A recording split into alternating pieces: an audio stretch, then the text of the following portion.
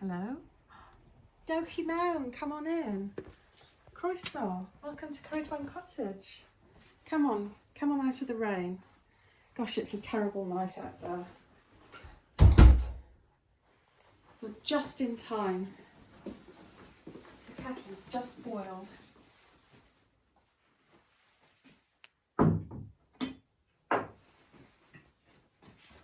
This will warm you right up. There we go. Right.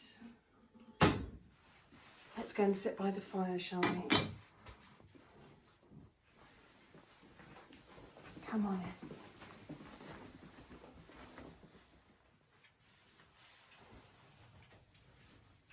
Right. There we go. That's better, isn't it? Have some candlelight so I can read by. Would you like me to read you a story? Let me get my book. This is full of old tales and new tales of Wales, of ghosts and fairies, giants and wizards. Imagine, if you can, a rocky, wooded hillside in the ancient county of Gwynedd, North Wales, where a castle once stood.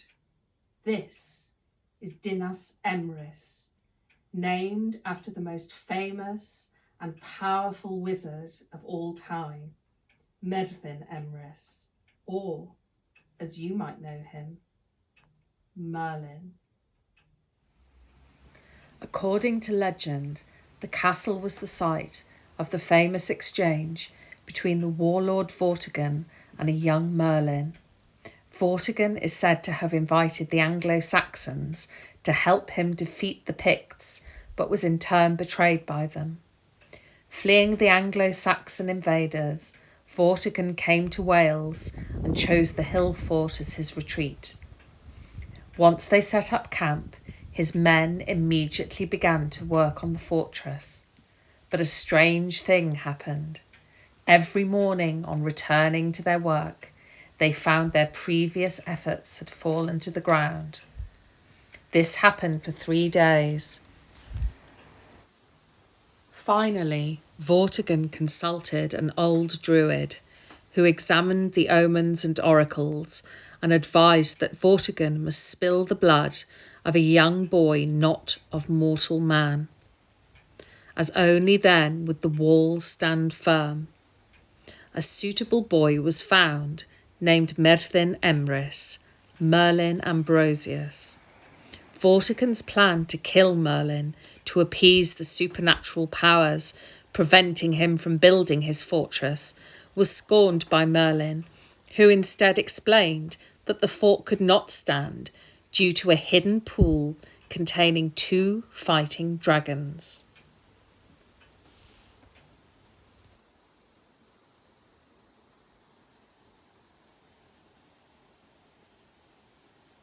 He explained that the red dragon represented the native British or Welsh and Cornish people, while the white dragon was the Saxon invaders.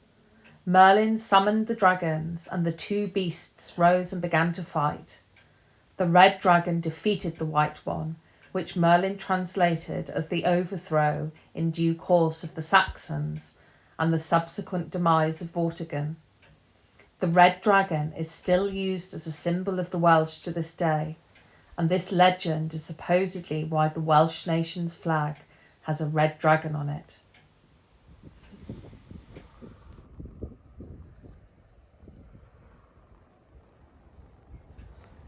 After their battle, the dragons disappeared, and Vortigern went on to build his tower successfully, although to no purpose in the end. After the tower at Dinas Emrys was completed, Merlin was free to go, but he buried a treasure at the site before leaving the place. People still search for the wizard's glory. The legend says that the discoverer of the treasure will be golden-haired and blue-eyed, and that a bell will ring to invite him or her into the cave. But beware, local folklore tells of a young man from Beth-Gelet who once went in search of the treasure and was met with unearthly noises and thunder and lightning as soon as he started to dig. He fled home and never returned, not even to collect his pickaxe.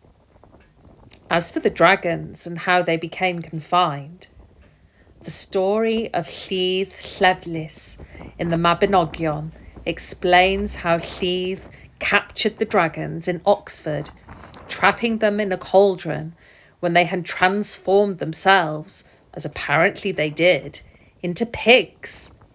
The dragons were then brought to Wales to be buried at the place that later became known as Dinas Emrys, since it was regarded as the safest place to put a dragon.